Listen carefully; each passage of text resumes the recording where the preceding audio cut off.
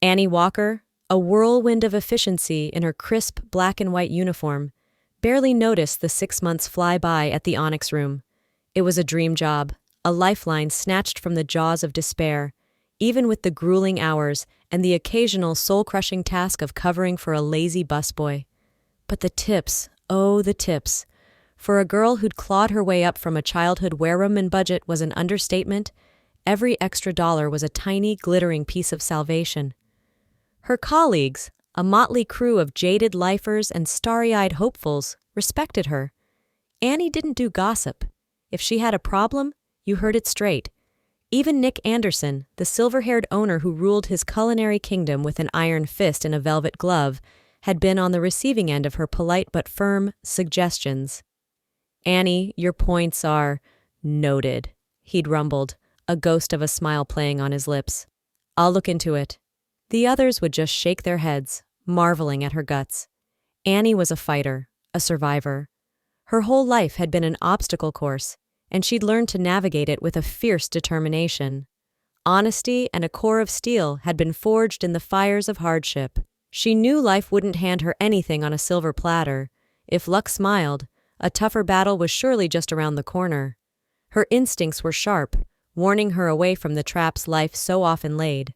Today, however, the usual controlled chaos of the restaurant was amplified.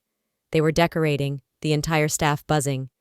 The Onyx Room had to be opulent and dazzling, Nick Anderson had declared before jetting off on some urgent business. He trusted his team, especially Annie, his star employee, often holding her up as an example. No one envied her. They admired her, tried to emulate her ability to smooth ruffled feathers and build bridges, even when dishing out constructive criticism. Though just a waitress, her voice carried weight. She had a knack for making people feel seen, heard. It was this quality that had endeared her to Nick, who recognized her value from day one. As she meticulously arranged a centerpiece, her mind drifted, as it often did, to her past. Her family life had been incomplete. An only child raised solely by her mother, Irene. Her father? A ghost? A question mark her mother always deflected. "He's not around, honey," Irene would say, her voice tinged with an old sadness. Irene had worked herself to the bone as a maid at the Crossroads Motel, a bleak establishment off the interstate. Her shifts were brutal, leaving little time for heart-to-hearts with her daughter. Annie grew up in an information vacuum, especially concerning the man who should have been her father. Sometimes, a fierce longing to know him, to see him, would grip her. She felt Irene owed her an explanation, but her mother always found a way to sidestep the truth. Annie also knew, from snippets of hushed conversations, that Irene had once been a midwife. She'd quit right after Annie was born. Why? Another secret Irene guarded fiercely. The weight of these unanswered questions pressed down on Annie, even now, amidst the festive preparations. "So, what's the big occasion?" Annie finally asked Katie, another waitress, who was wrestling with a string of fairy lights. "Heard it's a wedding, a big one." Katie paused, wiping a bead of sweat from her brow. "You won't believe this, Annie. It's Dr. Anthony Constantine. You know, the heart surgeon? Metro City's golden boy?" Annie's eyebrows shot up.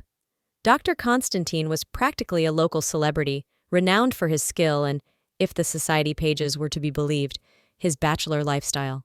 "Wow, who's the lucky lady? Anyone we know?" "That's the kicker." Katie leaned in, her voice dropping to a conspiratorial whisper. "Total mystery woman. But get this," Nick said, "besides the surgeon's A-list friends, the mayor himself is coming. Mayor Victor Peterson with his whole entourage." "The mayor? Seriously?" Annie's mind flashed to the rumors that always swirled around Mayor Peterson, a man known more for his bluster and backroom deals than his civic duty. He was supposedly tight with Dr. Constantine.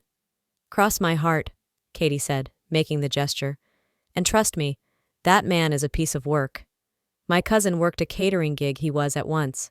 Said he's the pickiest, most demanding. Well, you get the picture." Katie wrinkled her nose. "Great," Annie muttered, a knot forming in her stomach. "Just what we need. Double the pressure." She knew how things worked in Metro City. A few powerful clicks pulled all the strings, and it sounded like Dr. Constantine was either in one or very well connected. The air in the onyx room was already thick with a nervous energy. No mistakes allowed. Nick Anderson hated looking bad, and if the mayor was involved, any slip-up would be magnified tenfold. Annie refocused on her section, ensuring every fork gleamed, every glass was spotless. As she worked, the familiar specter of her school days crept in, the taunts, the sneers. She'd never had the trendy clothes, the latest gadgets. Her mother, Irene, practical to a fault, bought clothes that were durable and cheap, not fashionable. "Comfort and quality, Annie, that's what matters," Irene would say, stretching their meager budget to its limits. "But kids are cruel." "Poor Annie," they'd whisper, their laughter echoing in her memory. She'd learned to build a wall around herself, her quiet determination her only shield. Only Miss Margaret Peterson, her drama club teacher, had seen past the worn-out jeans and into the bright, resilient spirit within. "Don't let them grind you down, Annie," Miss Peterson had told her once after a particularly brutal day. "They're small. You're destined for more." Those words had been a lifeline. The thought of the mayor, another entitled figure, brought a familiar prickle of defiance. She wouldn't let him or anyone intimidate her. The memory of Miss Peterson lingered, a warm counterpoint to the anxiety of the impending event. High school had been a battlefield. Annie remembered the Christmas pageant in 7th grade. She'd poured her heart into rehearsing the role of the winter fairy, Miss Peterson patiently guiding her.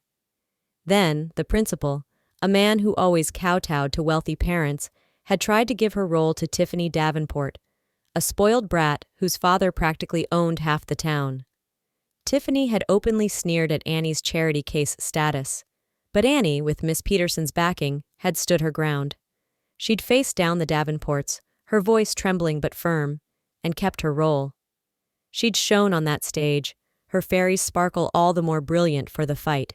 Then there was the 8th grade school newspaper. The journalism teacher, impressed by Annie's sharp observations, assigned her the layout and several key articles. Annie had aced it. But Tiffany, again, had tried to muscle in, wanting the byline despite her barely passing grades in English. Another battle, another hard-won victory. The paper, with Annie's incisive pieces on school sports and academic achievements, had earned praise from the entire faculty. Yet, the charity case label stuck like cheap gum. It was as if her peers needed to look down on someone, to feel superior. They couldn't comprehend the daily struggle, the quiet desperation of making ends meet. Their parents, indulging their every whim, had raised them to be oblivious and cruel. Teachers, in their well-meaning attempts to praise Annie's academic excellence, inadvertently fanned the flames, making her a target. "Why can't you all be more like Annie?" they'd say, oblivious to the storm of resentment they were unleashing on the quiet girl in the back. Miss Peterson had been her only true ally. Annie recalled one late rehearsal. "I know they give you a hard time, Annie," Miss Peterson had said, her voice gentle. "I don't want to talk about it," Annie had mumbled, tears pricking her eyes. "I understand, but ignoring it won't make it go away," Miss Peterson persisted. "Believe it or not, I was an outcast too." Annie had looked up, surprised. "You? Seriously?" "Absolutely," Miss Peterson chuckled. "You think rich, connected parents are a new invention? Even back in my day, there were the party elites, the ones whose parents had all the perks, better jobs, access to scarce goods. Their kids had the fancy clothes, the swagger. I was not one of them." "Mom mentioned something like that once," Annie said thoughtfully. "So don't let them get to you," Miss Peterson had concluded. "They have no idea what the future holds. The ones who lorded it over me, most of them peaked in high school. I kept going, got my degree. Decided teaching was my stage." Miss Peterson had become Annie's guiding star, her confidant. She'd even sewn Annie's costumes for plays, late into the night, bringing them in for secret fittings. Their bond hadn't gone unnoticed, but Miss Peterson had fiercely protected Annie, once telling her tormentors, "You act like uncultured bullies. Can't you admit Annie excels where you falter? Appearance isn't everything. Think about your behavior. It's a long way down from a high horse." The bullies had complained to their parents, of course. Miss Peterson had been summoned to the principal's office but emerged with a triumphant smile. Someone, it seemed, had stood up for her. Annie had been astonished by her teacher's courage. For a while the bullying eased, but it always returned, a persistent, ugly shadow. On Miss Peterson's advice, Annie learned to ignore it, focusing on her goals, unwavering. The end of high school approached. Annie aced her finals, confident and prepared, while her classmates scrambled, their expensive tutors unable to magically instill knowledge. She skipped graduation. The thought of forced smiles and awkward encounters with her tormentors was unbearable. She didn't tell her mother, Irene, spending the evening in the park, feeding ducks, the distant music from the graduation party a melancholic soundtrack to her solitude. The quiet rustle of leaves, the gentle lapping of water, soothed her raw nerves. A month later, Irene collapsed. Excruciating pain, a battery of tests. Miss Peterson, bless her heart, gave Annie money for the initial medications. It was her last act of kindness before she was forced out of her job by the principal, replaced by someone more compliant, someone who'd ensure only the children of the wealthy graced the school stage. The poor kids were relegated to the audience. The medicine ran out. Irene languished in a public hospital bed, a forgotten soul. Doctors offered vague pronouncements, their sympathy hollow. Then the diagnosis, kidney cancer, terminal. Irene faded before Annie's eyes. "Mom, why is life so unfair?" Annie would whisper, tears streaming down her face as she held Irene's frail hand. "It's just destiny, sweetheart," Irene would murmur, her voice weak. "Don't despair. You have your whole life. You're strong. You'll make it." Her words felt like a death sentence. Annie tried to be brave, but back in their tiny, cold apartment, she'd cry into her pillow, the silence of her grief absolute. Relatives? There were none to speak of. They were utterly alone. Months passed. Irene became a ghost of herself, barely recognizing Annie. To make ends meet, Annie took a part-time cleaning job at a local grocery store. The pay was a pittance, barely enough for bread, let alone the expensive medications that might have offered Irene some comfort. The prices were so astronomical, Annie couldn't even bring herself to say them aloud. Irene, fading, no longer responded, just stared blankly ahead. Annie began to mentally prepare for a life alone, her primary concern keeping their small, rented apartment, terrified of becoming homeless, another victim of predatory landlords. 6 months later, Irene was gone. Buried in a simple grave in the city cemetery, the funeral paid for by a meager offering from social services, and a surprisingly compassionate anonymous donation rumored to be from the mayor's office. A fleeting moment of civic duty, perhaps. Promises of support from social workers evaporated like morning mist. Annie was an orphan, truly alone. College was an impossible dream. The grocery store job was a dead end. She pounded the pavement, interview after interview. Offices miles from home, reached on foot because bus fare was a luxury. No experience, no degree. Employers wanted ready-made specialists, not projects to train. She was on the verge of giving up when she stumbled upon the Onyx room. Nick Anderson was looking for a waitress. "Miss Walker," he'd said, his eyes appraising her worn but clean clothes, the quiet desperation in her eyes. "I don't usually hire off the street, but something tells me you're the one I need." "You won't regret it, sir," Annie had replied, a surge of desperate hope making her voice surprisingly strong. "I'm a hard worker. I can help in the kitchen, too. My mom, she worked as a maid at the Crossroads Motel. I used to help her after school. I know how things run. I understand service." "That's a fine recommendation," Nick Anderson had said, a rare smile crinkling the corners of his eyes. He'd hired her on the spot. He wasn't just breaking his rules. His gut, honed by years in the hospitality business, told him this girl was special. She was honest, genuinely needed the work, and understood the meaning of service. His intuition, as always, was spot on. Annie blossomed at the Onyx room. She learned quickly, her natural warmth and efficiency making her a favorite among staff and patrons alike. She even confided in Nick Anderson about her precarious financial situation. He didn't offer handouts. Instead, he gave her the opportunity to climb out of her pit.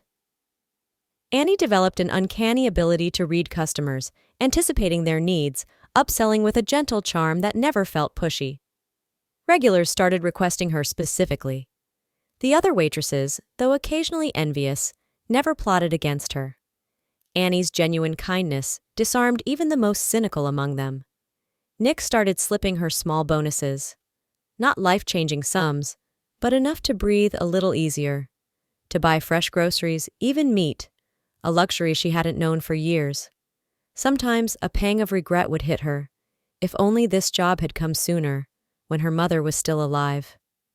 One evening, walking home through the park, her usual shortcut, she heard a faint whimpering from the bushes. It had been a busy night, tips were good, and she'd been planning to treat herself to a slice of cake. Curiosity piqued, she pushed aside the branches.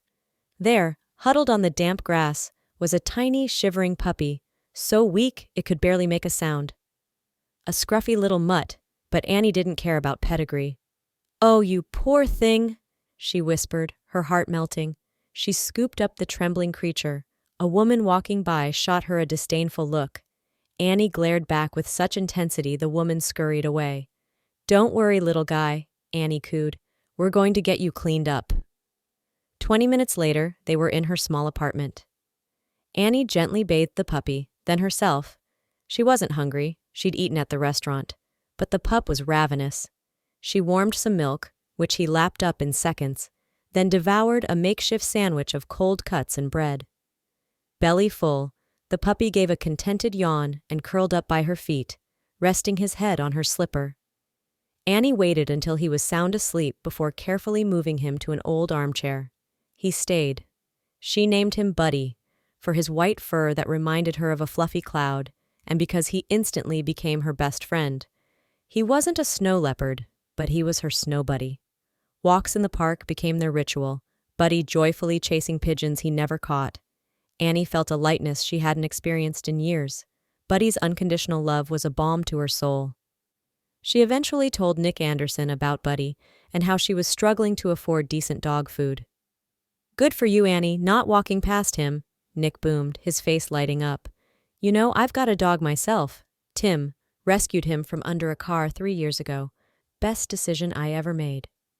He then gave Annie permission to take home leftover food from the restaurant kitchen.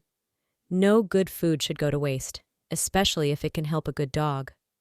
"Oh, Mr. Anderson, I almost cried when I found him," Annie admitted. "I get it," Nick said, clapping his knee. "My wife Larissa, she's a huge animal lover. Volunteers at the shelter, donates. She was over the moon when I brought Tim home. Sometimes I think she loves that mutt more than me." He chuckled. Then his face clouded over slightly. Annie knew Nick and Larissa were childless, a source of quiet sorrow for the otherwise jovial man. Sensing his shift in mood, Annie quickly changed the subject. "Mr. Anderson, I was thinking, maybe we could update the decor in the lounge area a bit?" "Huh? Oh yes, good idea, Annie," he said, shaking off his melancholy. "I was planning on it. And yes, take whatever's left from the kitchen. I'll let Chef know." He seemed a little flustered, as if he'd been about to confide in her about his and Larissa's struggles, and Annie had inadvertently cut him off. She felt a pang of guilt, but it was too late to backtrack. The moment was lost.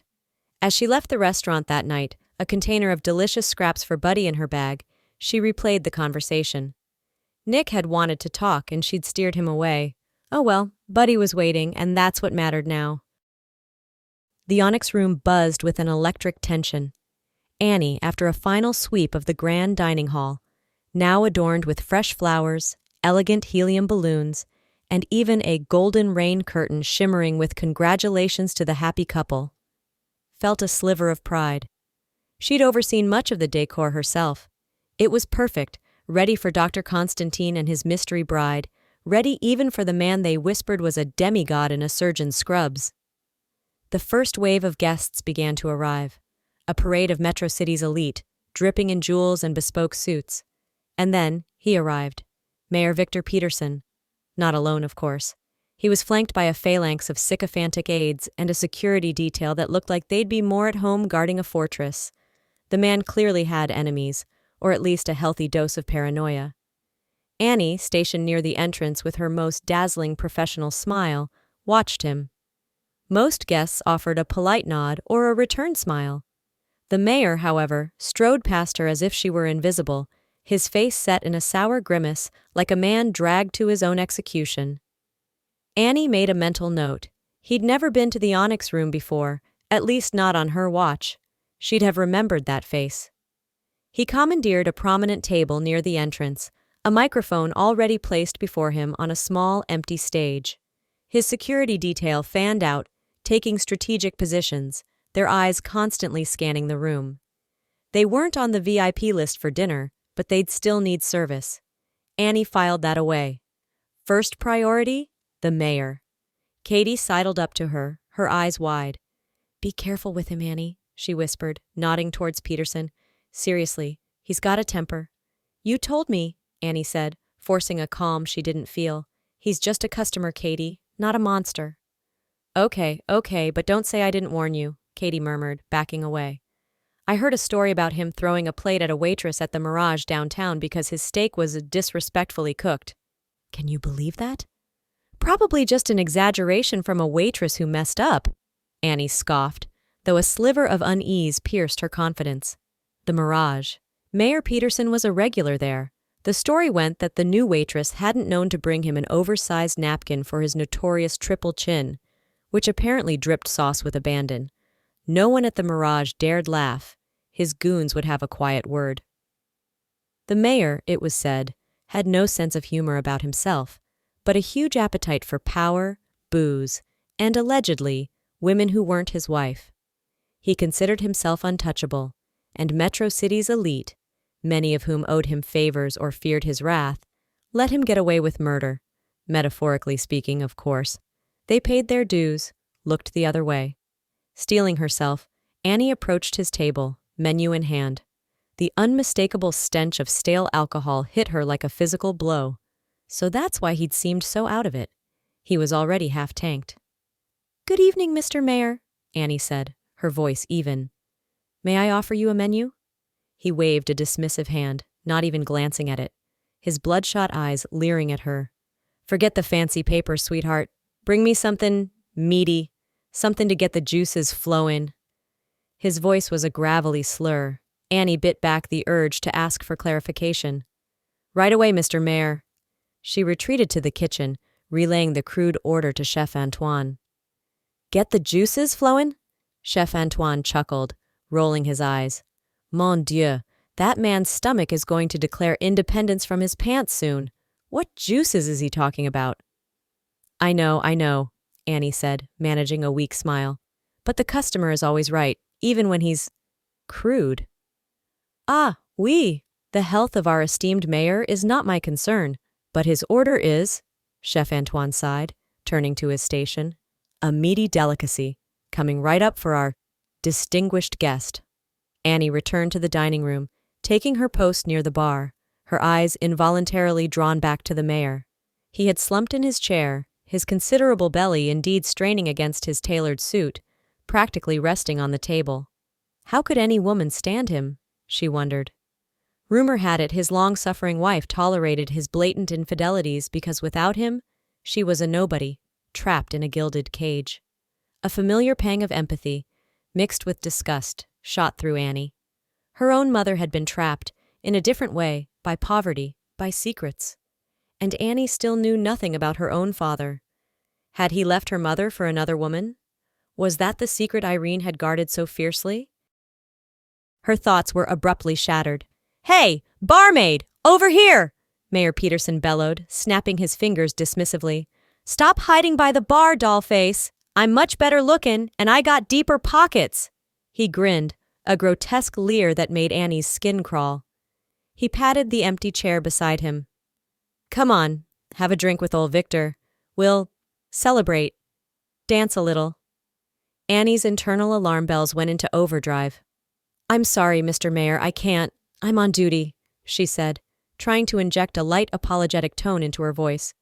"Mr. Anderson has strict rules about fraternizing with guests." The mayor's face darkened. "Rules?" he sneered, his voice rising. "Honey, I own this city, and everything in it. That includes this fancy joint and everyone who works here. So when I say jump, you say how high, Mr. Mayor?" Now pour us some champagne. Saliva flew from his lips, his eyes turning a dangerous shade of red. I really can't, sir. I apologize, Annie repeated, taking a small step back. She glanced at his security detail. They stood impassive, stone-faced, clearly accustomed to their boss's boorish displays.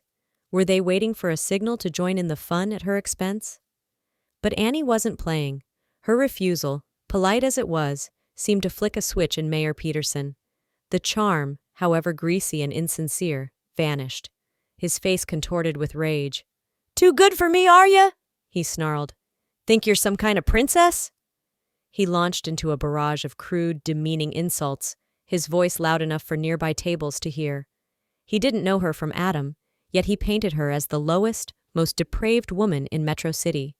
Annie stood rooted to the spot, her training screaming at her to remain calm, to be professional. The customer is always right, Nick Anderson's voice echoed in her head. Golden words, she thought, a bitter taste in her mouth. She tried to let the vile words wash over her, but inside a volcano was erupting. Katie rushed to her side, her face pale. Annie, come on, let's go to the kitchen, she urged, tugging at her arm. You're going to explode!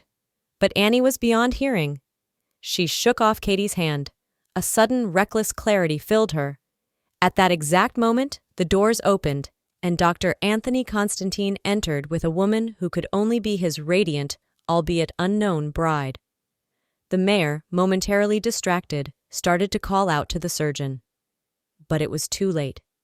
Annie Walker had reached her breaking point. She strode towards the small stage, her heels clicking decisively on the polished floor. With a swift movement, she grabbed the microphone. A hush fell over the room. Even the mayor paused, his jaw slack. Excuse me, everyone. Annie's voice, amplified, rang through the onyx room, clear and steady.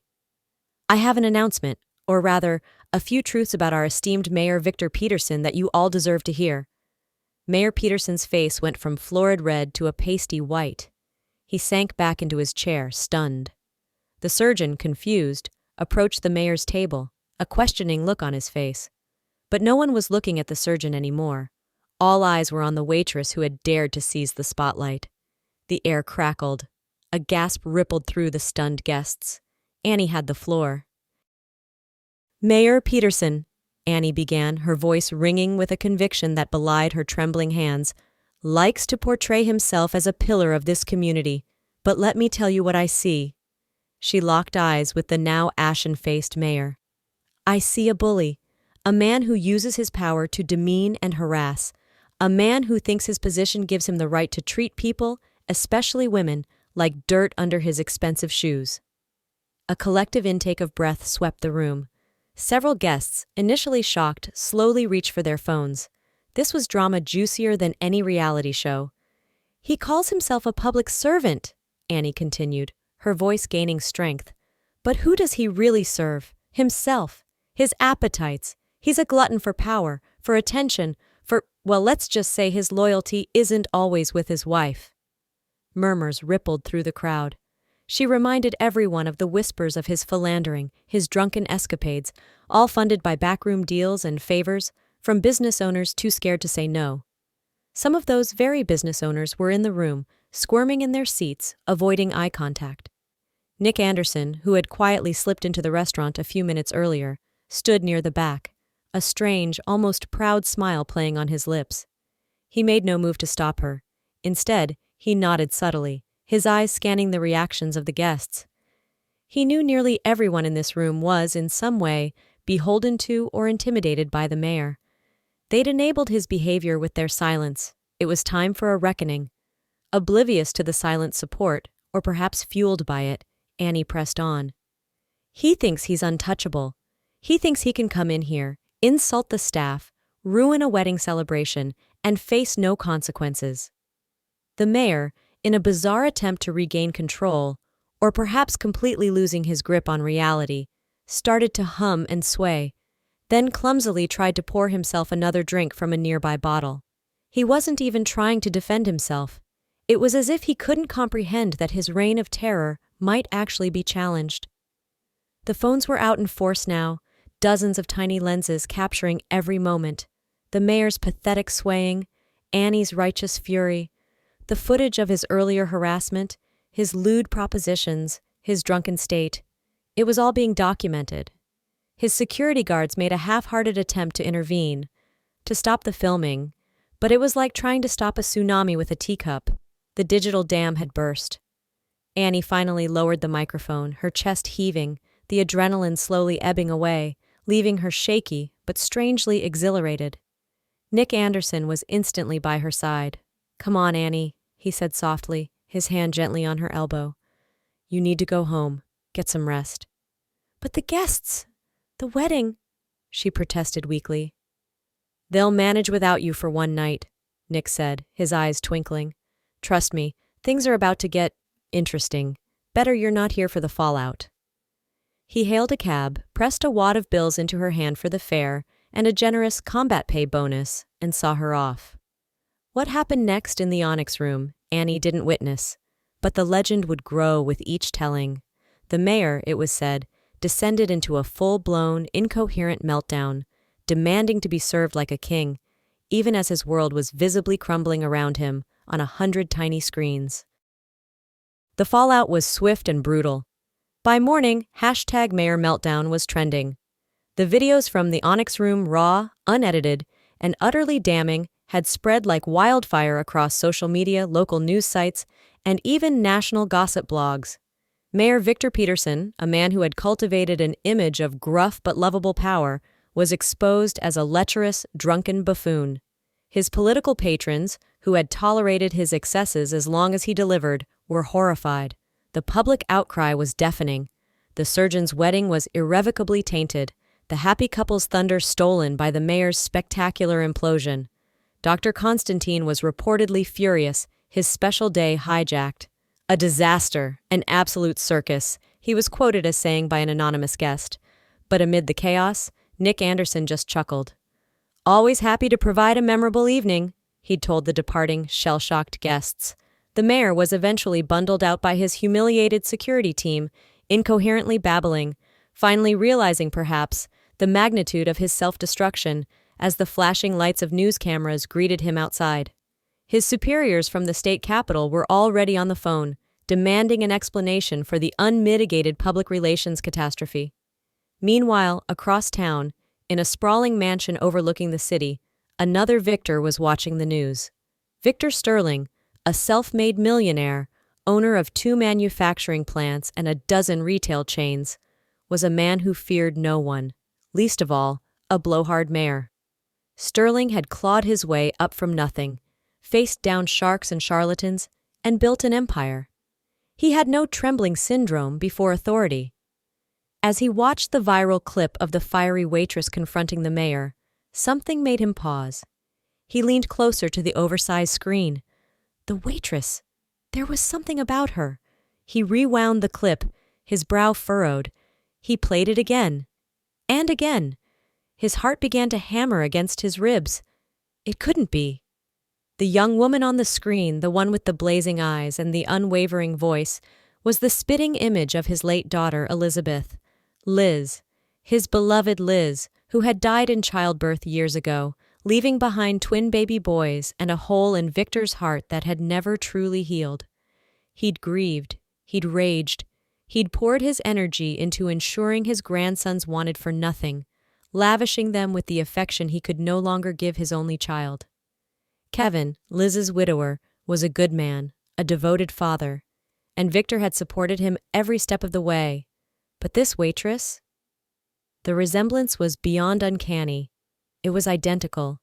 The curve of her jaw, the determined set of her mouth, the way her eyes flashed with defiance. It was Liz, resurrected. A cold dread mixed with a wild, improbable hope washed over Victor Sterling. He barked orders at his assistant. "Find her! Find that waitress from the Onyx room.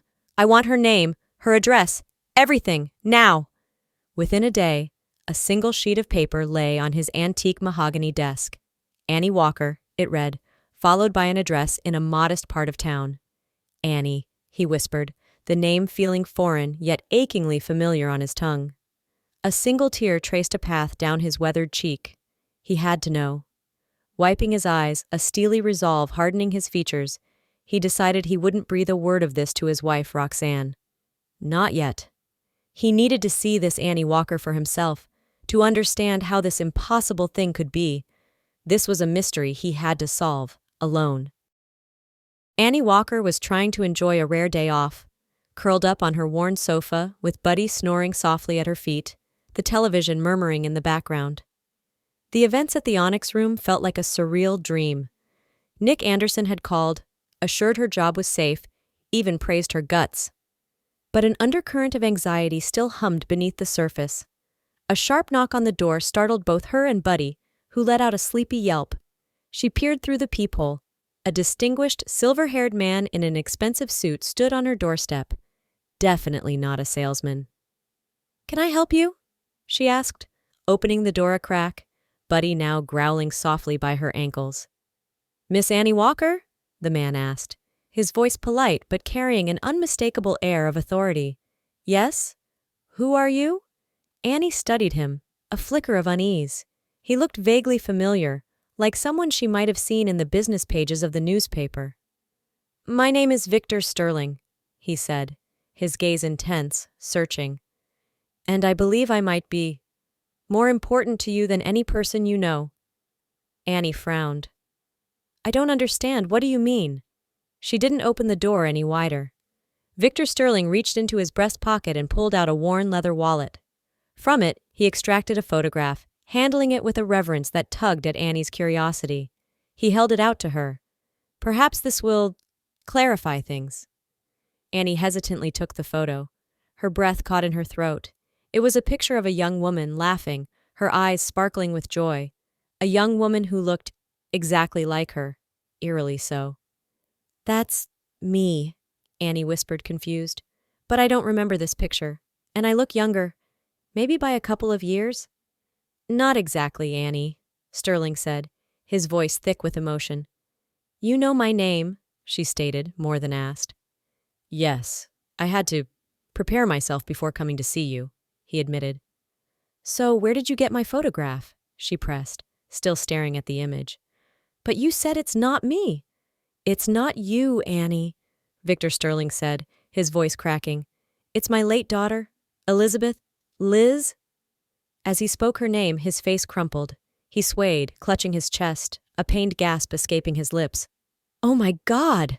Annie exclaimed, her own shock momentarily forgotten. She threw the door open, grabbed his arm, and somehow managed to guide the large man into her tiny apartment, easing him onto the sofa.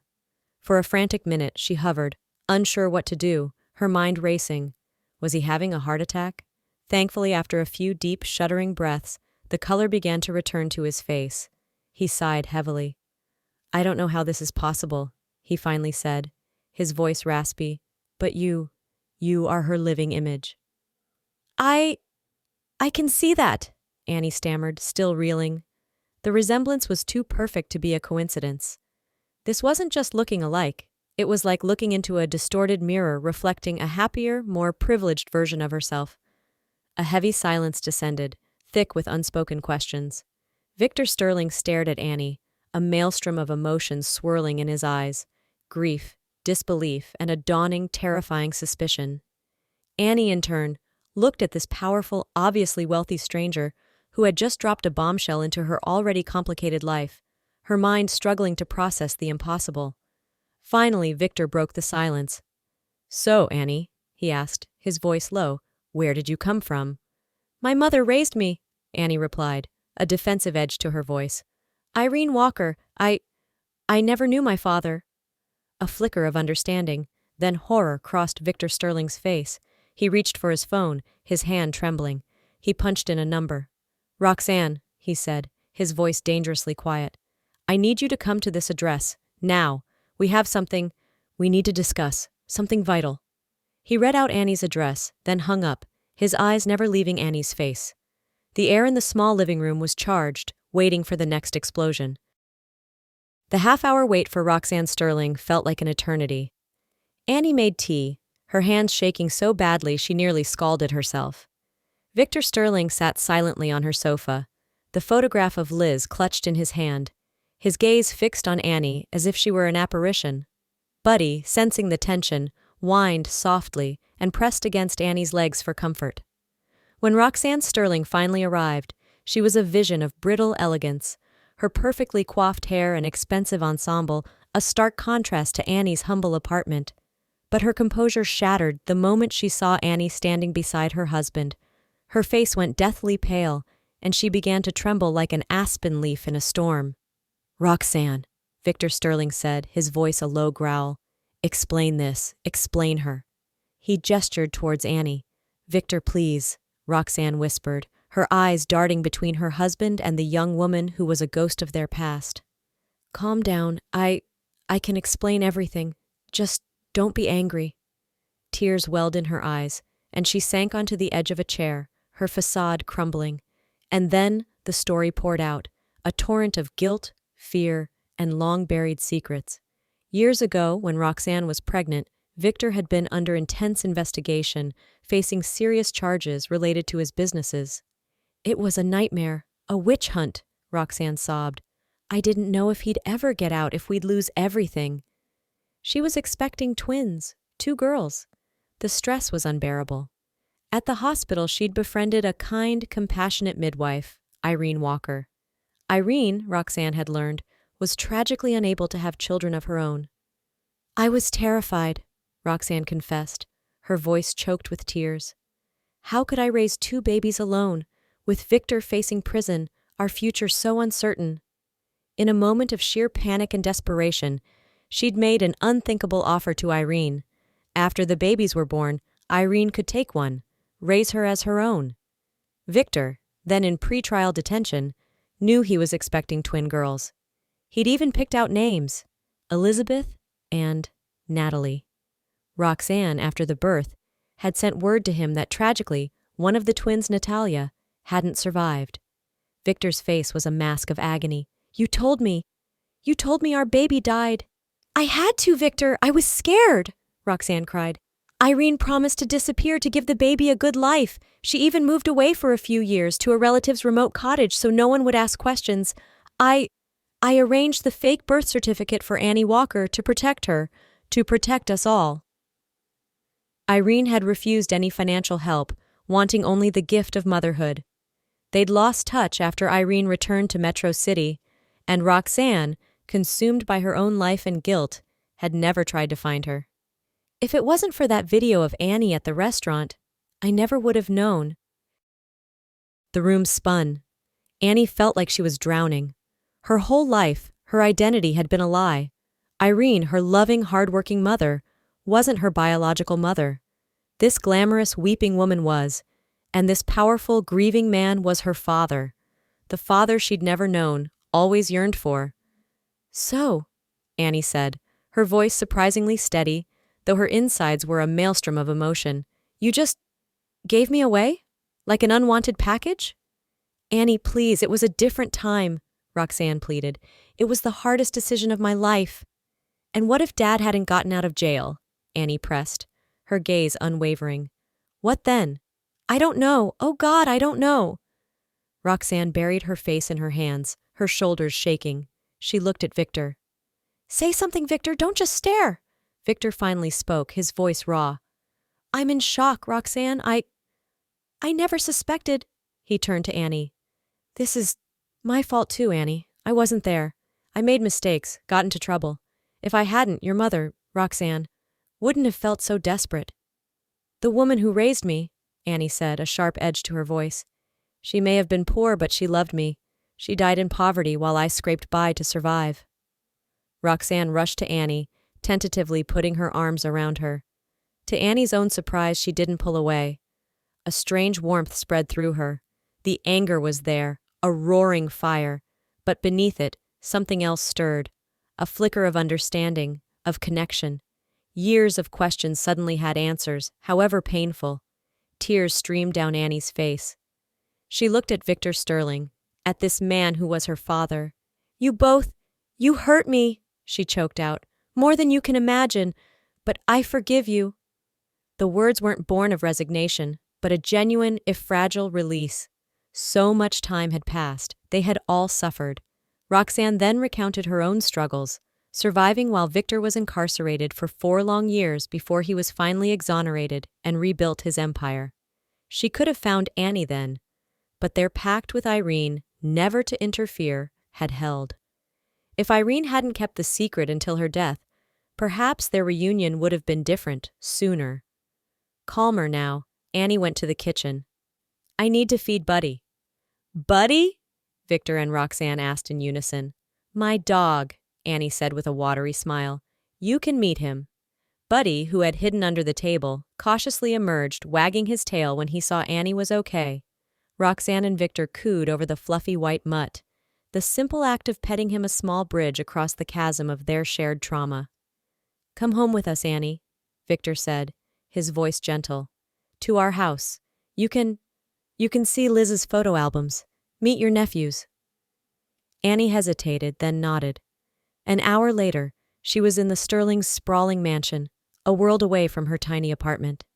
Kevin Miller, Liz's widower, was there. When he saw Annie, he froze, his face paling. The resemblance to his late wife was indeed staggering.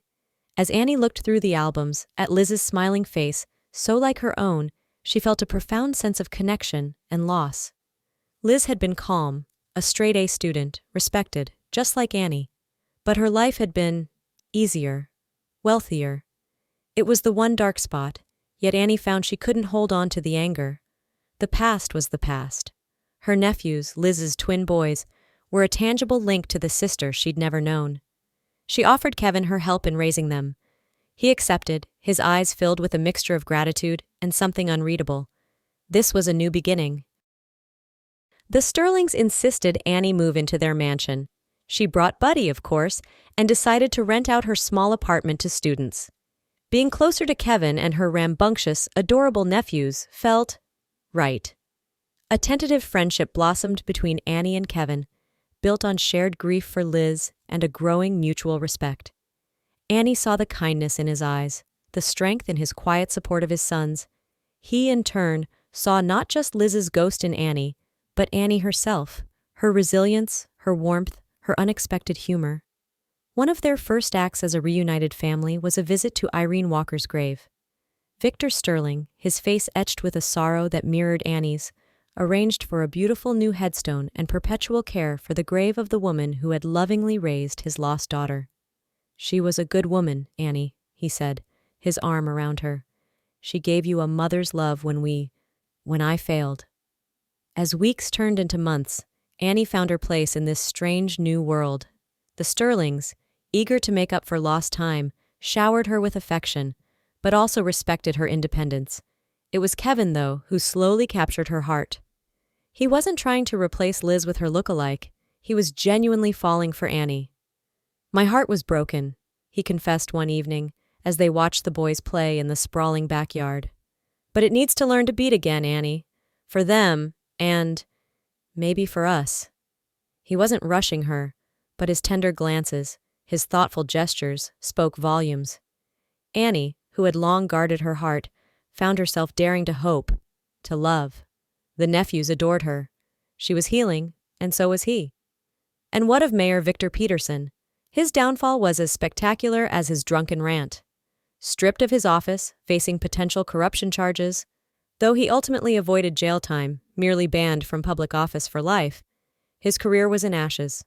His wife filed for divorce within a month, taking him for everything he was worth, which, after asset seizures, wasn't much. Shunned by his former cronies, unemployable even as a street sweeper, too many local business owners held grudges, he descended into alcoholism. The bottle became his only companion, dragging him deeper into a pit of despair from which there was no escape. But in the Sterling mansion, preparations were underway for a different kind of public event. Not a political rally, but a wedding. Annie Walker, the once struggling waitress who had dared to speak truth to power, was going to marry Kevin Miller. She had found her family, her voice, and now her love. As she stood with Kevin, her father Victor beaming beside her, her mother Roxanne dabbing happy tears, and her two boisterous nephews acting as ring-bearers, Annie knew her life, once a series of obstacles, had finally found its happily ever after. The journey had been brutal, but the destination was beautiful.